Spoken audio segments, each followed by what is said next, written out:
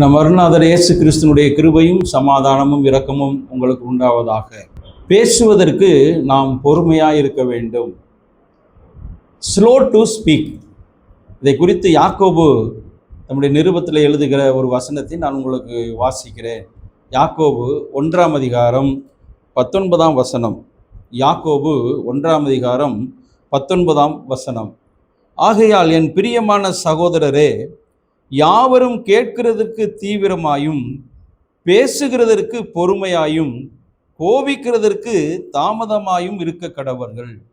அந்த இடத்துல பேசுகிறதற்கு பொறுமையாயிருங்கள். ஆங்கில வேதாகமத்தில் போடப்பட்டிருக்கிறது ஸ்லோ டு ஸ்பீக். இப்போ பேசுவதற்கு தாமதமாக இருக்க வேண்டும். இது நம்முடைய வாழ்க்கையில் கிறிஸ்தவர்கள் என்கிற நாம் பேசுவதற்கு இங்கே பொறுமையாக இருக்க வேண்டும் என்று யாக்கோபு நமக்கு கட்டளை கொடுக்கிறார். ஆனால் கேட்பதற்கு தீவிரமாக இருக்க வேண்டும் என்று ஆண்டவர் இந்த யாக்கோபின் மூலமாக நமக்கு உணர்த்துகிறார். அப்போ நம்ம வாழ்க்கையில் பேசுவது அதிகமாக நம்ம பேசினோம்னா நம்முடைய வாழ்க்கை அது வீணாய் போய்விடும் என்று, நம்முடைய பக்தி வீணாய் போய்விடும் என்று யாக்கோபு எச்சரிக்கவும் செய்கிறார். யாக்கோபு 1ஆம் அதிகாரம் 26ஆம் வசனம். உங்களில் ஒருவன் தன் நாவை அடக்காமல் தன் இருதயத்தை வஞ்சித்து தன்னை தேவ பக்தி உள்ளவன் என்று எண்ணினால் அவனுடைய தேவ பக்தி வீணா இருக்கும். இப்போ நீங்கள் எவ்வளவுதான் தேவ பக்தியாக இருந்தாலும் சரி, பெரிய விசுவாச வாழ்க்கையில் இருந்தாலும் சரி, ஒருவேளை சீடத்துவ வாழ்க்கையில் இருந்தாலும் கூட, நீங்கள் உங்களுடைய நாவை அடக்காமல் நீங்கள் பேசினீங்கன்னா உங்களுடைய தேவ பக்தி வீணாய் போய்விடும், வீணாக இருக்கும். உங்களுடைய தேவ பக்தி அது வேஸ்ட் என்று யாக்கோபு எச்சரிக்கிறார். இந்த நாவை நாம் என்ன செய்ய வேண்டும்? அடக்க வேண்டும், அதை கட்டுப்படுத்த வேண்டும். இந்த நாவை குறித்து இந்த யாக்கோபு இன்னும் நமக்கு தெளிவாய் சொல்லுகிறார். நம்முடைய வாழ்க்கையில் இந்த நாவு பேச ஆரம்பிச்சிட்டோம்னா அந்த முற்றுப்புள்ளியே வைக்க மாட்டாங்க, பேசிக்கிட்டே இருப்பாங்க. இந்த பேச்சுக்கு ஒரு முடிவே இருக்காது. இந்த பேச்சு ஒரு மனிதனை காயப்படுத்துகிற அளவுக்கும் நாம் பேசுகிறோம், ஒரு மனிதனை சபிக்கிற அளவுக்கும் பேசுகிறோம், ஒரு மனிதனை நாம் குற்றப்படுத்தி பேசுகிறோம். இப்படி இந்த நாவானது பல விதங்களிலே நமக்கு அந்த பெரிய தீமைகளையும் உண்டாக்குகிறது. ஆகையினால தான் யாக்கோபு நமக்கு சொல்லுகிறார், நாவை நாம் அடக்க வேண்டும் என்று நமக்கு சொல்லுகிறார். யாக்கோபு 1ஆம் அதிகாரம் 26ஆம் வசனத்தில் தெளிவாய் சொல்லுகிறார், உங்களுடைய தேவ பக்தி வீணா போயிடும் நீங்க நாவை அடக்கலைன்னா.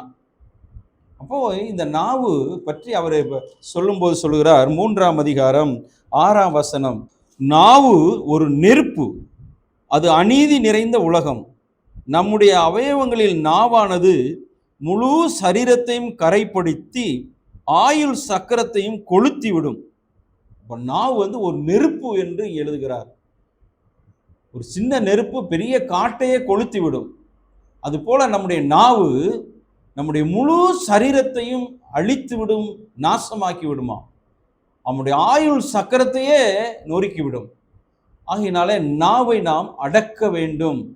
நாம் பேசுவதற்கு தாமதமாக இருக்க வேண்டும். நாம் பேசுவதற்கு மிகவும் தாமதமாக இருக்க வேண்டும். ஸ்லோ டு ஸ்பீக் என்று ஆங்கில வேதாகமத்தில் சொல்வது. மெதுவாக பேசுறதுக்கு நாம் மெதுவாக பேசுவதற்கு, தாமதமாக பேசுவதற்கு நாம் முன் வர வேண்டும். இந்த யாக்கோபு 3:6 சொல்லப்படுகிறது, இந்த நெருப்பு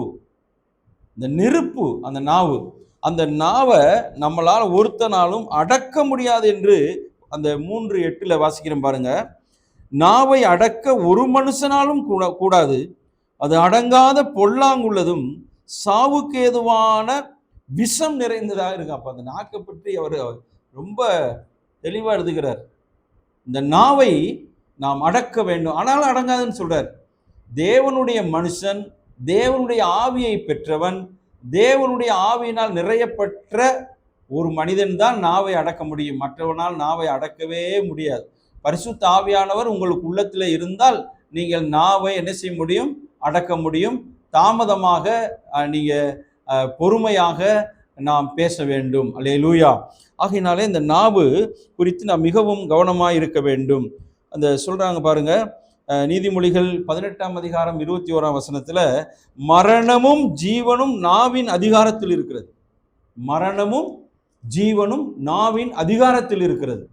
அப்போ அந்த நாவுனால ஒருத்தரை நம்ம ஆசீர்வதிக்கவும் முடியும், சபிக்கவும் முடியும். அதுதான் யாக்கோபு சொல்கிறார், தேவனை துதிக்கிறீர்கள், மனிதரை சபிக்கிறீர்கள். ஒரே ஊற்றுக்கண்ணிலிருந்து தித்திப்பும் கசப்புமான நீர் சுரக்குமா என்று ஆண்டவர் கேட்கிறார். நம்முடைய வாயிலிருந்து நம்முடைய நாவானது ஆண்டவரை துதிக்கிறது, அதே நாவானது மற்றவர்களை சபிக்கிறது. சகோதரரே, இப்படி இருக்கக்கூடாது என்று ஆண்டவர் யாக்கோபின் மூலம் நமக்கு நல்ல ஒரு எச்சரிப்பை கொடுக்கிறார். அன்புக்குரியவர்களே, நம்முடைய வாழ்க்கையில மற்றவர்களோடு நாம் பேசுகிற போது மற்றவர்களுடைய மனதில் இருக்கிற காயங்களை ஆற்ற வேண்டும். மற்றவருடைய மனதில் இருக்கக்கூடிய காயங்களை நம்முடைய வாயின் வார்த்தைகள் குணப்படுத்துகிற அளவுக்கு இருக்க வேண்டும். நாம் மற்றவர்களை காயப்படுத்தக்கூடாது. தீயினால் சுட்ட புண் உள்ளாரும் மாறாதே, நாவினால் சுட்ட வடு என்று திருக்குறளில் வாசிக்கிறோம். தீயினால் சுட்ட புண் கூட ஆறிவிடும், ஆனால் நாவினால் சுட்ட புண் ஆறவே ஆறாது, அது வடுவாகவே இருக்கும் என்று திருக்குறளே நாம் பார்க்கிறோம். எனக்கு அன்பானவர்களே, நம்முடைய வாழ்க்கையில மற்றவர்களை நாம் புண்படுத்தும்படி நாம் பேசக்கூடாது. ஒரு விசுவாசியா இருக்கிறோம், ஒரு ஊழியனா இருக்கிறோம், ஒரு தீர்க்கனா இருந்தாலும் சரி, ஒரு சீடனா இருந்தாலும் மற்றவர்களுக்கு நாம் ஆறுதலாக பேச வேண்டுமே ஒழிய மற்றவர்களை குற்றப்படுத்தி நாம் பேசக்கூடாது. அப்போ தேவனுடைய பிள்ளைகளுடைய நாவு எப்படி இருக்க வேண்டும் என்று நமக்கு வேதம் சொல்லுகிறது. தேவனுடைய பிள்ளைகள் நன்றாக கவனித்துக் கொள்ள வேண்டும். தேவனுடைய பிள்ளைகள், அதாவது ரட்சிக்கப்பட்ட பிள்ளைகள், நீதிமான்கள், தேவனுடைய ரத்தத்தினாலே கழுவப்பட்ட நீதிமான்களுடைய நாவு எப்படி இருக்கணுமா? நீதிமொழிகள் 15ஆம் அதிகாரம் 4ஆம் வசனம், ஆரோக்கியமுள்ள நாவா இருக்கணும். உங்களுடைய நாவு ஆரோக்கியமுள்ள நாவா இருக்கா? இல்லை பிறருடைய ஆரோக்கியத்தை கெடுக்கிற நாவா இருக்கா? யோசித்து பாருங்கள். நீதிமொழிகள் 10ஆம் அதிகாரம் 20ஆம் வசனம், நீதிமானுடைய நாவு சுத்த வெள்ளிக்கு ஒப்பா இருக்க வேண்டும். நீதிமொழிகள் 25ஆம் அதிகாரம் 15ஆம் வசனம், அந்த நாவு இனிய நாவா இருக்க வேண்டும். உங்களுடைய நாவு இனிமையான நாவா இருக்கா? கசப்பான வார்த்தைகளை கொடுக்கிற நாவா இருக்கா? அல்லது இனிமையான வார்த்தைகளை கொடுக்கிற நாவா இருக்கா? அதே இன்னொரு நாவு நீதிமொழிகள் 12:18, ஞானம் உள்ளவனின் நாவு ஔஷதம், அது மருந்து. அப்போ ஒரு தேவ பிள்ளையினுடைய நாவு ஆரோக்கியமான நாவா இருக்கணும், இனிமையான நாவா இருக்கணும், அது சுத்த வெள்ளியை போன்ற ஒரு நாவாக இருக்க வேண்டும். ஞானம் உள்ளவனுடைய நாவு அது ஒரு மருந்தாக இருக்க வேண்டும். இப்படித்தான் நம்முடைய நாவு இருக்க வேண்டும். நம்முடைய நாவு இப்படிப்பட்ட நாவா இருக்கா? கொஞ்சம் ஆராய்ஞ்சு பாருங்க. இப்படி நீங்க அடக்காம, நாவை அடக்காம நீங்க உங்க இஷ்டத்துக்கு பேசுனீங்கன்னா உங்களுடைய பக்தி வீண், உங்களுடைய காணிக்கை வீண், உங்களுடைய ஜெபம் வீண், உங்களுடைய ஸ்தோத்திரங்கள் வீண், நீங்கள் மேற்கொள்கிற எல்லா பக்தி விஷயங்களும் அது வீண் என்று யாக்கோபு சொல்லுகிறார். அப்போ தேவனுடைய பிள்ளைகளுடைய நாவு இப்படி இருக்கிறது. துன்மார்க்கனுடைய நாவு எப்படி இருக்கும்னா, 2 சம்பவத்தை மாத்திரம் நான் சொல்லுகிறேன். துன்மார்க்கனுடைய நாவு, எரேமியா 9ஆம் அதிகாரம் 8ஆம் வசனம், அவர்களுடைய நாவு கூர்மையாக்கப்பட்ட அம்பு போல இருக்குமா. அவருடைய நாவு கூர்மையாக்கப்பட்ட அம்பு, துன்மார்க்கனுடைய நாவு. சங்கீதம் 52:2, தீட்டப்பட்ட சவரகன் கத்தியை போல இருக்குமா. தீட்டப்பட்ட ஒரு கத்தியை போல அந்த நாவு இருக்குமா. இவர்கள் எப்படி பேசுவாங்களாம்? நீதிமொழிகள் 12:8 பட்டய குத்துக்கள் போல பேசுவாங்களாம். நீங்க எப்படி பேசுறீங்க? தேவனுடைய பிள்ளைகள் நாவு எப்படி இருக்க வேண்டும்? துன்மார்க்கனுடைய நாவு எப்படி இருக்கிறது என்று நாம் இப்ப பார்த்தோம். உங்களுடைய வாயிலிருந்து புறப்படுகிற வார்த்தைகள் இனிய வார்த்தைகளாக, சுத்த வெள்ளி நிறைந்த நாவிலிருந்து புறப்படுகிற வார்த்தைகளாக, ஆரோக்கியமுள்ள வார்த்தைகளாக, மற்றவருடைய காயங்களை ஆற்றுகிற வார்த்தைகளாக உங்களுடைய நாவிலிருந்து புறப்படுகிறதா, அல்லது மற்றவர்களை காயப்படுத்துகிற பட்டய குத்துக்கள் போல பேசுகிற நாவா இருக்கிறதா? கொஞ்சம் சிந்தித்து பாருங்கள். இனிய உளவாக இன்னாத கூறல் கனி இருப்ப காய் கவர்ந்தற்று என்று சொல்லுவார்கள். இனிமையான வார்த்தைகள் இருக்கிற போது, கனிவான வார்த்தைகள், கனி நிறைந்த வார்த்தைகள் இருக்கிற போது, காயான வார்த்தைகளை நாம் ஒரு நாளும் நாம் வாயிலிருந்து புறப்படவே கூடாது. உங்களுடைய இருதயம் ஆண்டவருடைய வார்த்தைகளினால் நிரம்பி இருக்க வேண்டும். அப்படி உங்களுடைய இருதயம் ஆண்டவருடைய வார்த்தையினால் நிரம்பி இருந்தால் உங்கள் வாயிலிருந்து புறப்படுகிற ஒவ்வொரு வார்த்தைகளும் அது மருந்தாக, ஆரோக்கியம் உள்ள வார்த்தையாக வெளியே வரும். இருதயத்தின் நிறைவினால் தான் வாய் பேசும்.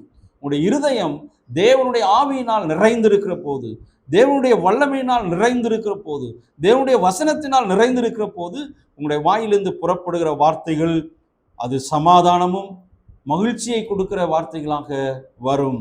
அப்படிப்பட்ட வார்த்தைகளை நாம் பேச நாம் கற்றுக்கொள்ள வேண்டும். இனிமையான வார்த்தைகளை நாம் பேச வேண்டும். ஆண்டவர் ஒரு சம்பவத்தை நமக்கு இங்கே கற்றுக் கொடுத்திருக்கிறார். அது யோவான் எழுதின நற்செய்தி நூல் 8ஆம் அதிகாரம் 5-11 வசனங்களை நீங்கள் வாசிக்கிற போது ஆண்டவர் ஒரு இடத்துல அமர்ந்திருக்கிறார். அப்பொழுது விபச்சாரத்தில் கையுமையுமாக பிடிக்கப்பட்ட ஒரு பெண்ணை நியாயப்பிரமாணத்தின்படி கல்லெறிந்து கொள்ளுவதற்காக ஊருக்கு அப்பாற்பட்ட இடத்திற்கு அழைத்து கொண்டு வருகிறார்கள். அந்த இடத்துல ஆண்டவர் அமர்ந்திருக்கிறார். ஆண்டவரிடத்துல போய் இந்த கையும் மெய்யுமாக பிடிக்கப்பட்ட இந்த பெண்மணியை கல்லெறிந்து கொள்ள வேண்டும் என்று மோசேயினுடைய நியாயப்பிரமாணம் சொல்லுகிறதே, நீர் என்ன சொல்லுகிறீர் என்று கேட்கிறார்கள். உடனடியாக அவர் பதில் சொல்லவில்லை. குனிந்து அவர் தரையில எழுத ஆரம்பிக்கிறார். உடனடியாக பேசவில்லை.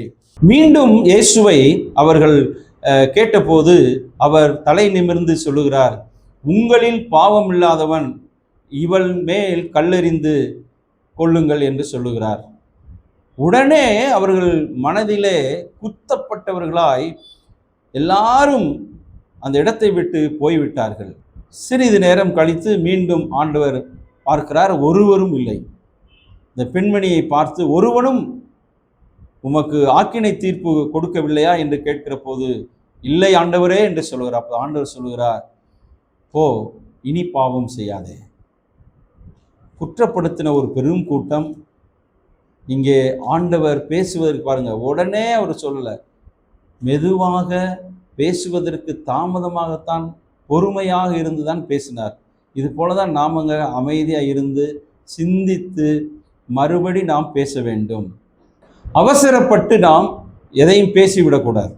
ஆண்டவருக்கு எவ்வளவு பொறுமை இருந்ததோ அதை போல நாமும் பொறுமையோடு இருந்து இந்த உலகத்தில் நாம் நம்முடைய வார்த்தைகளை கவனமாக நாம் பேச வேண்டும். அல்லேலூயா.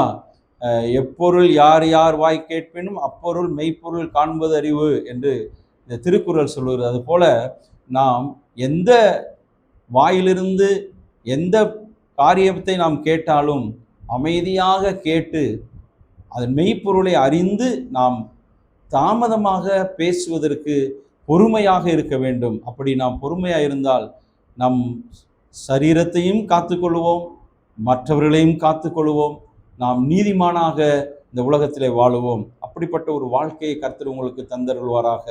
ஆமென்.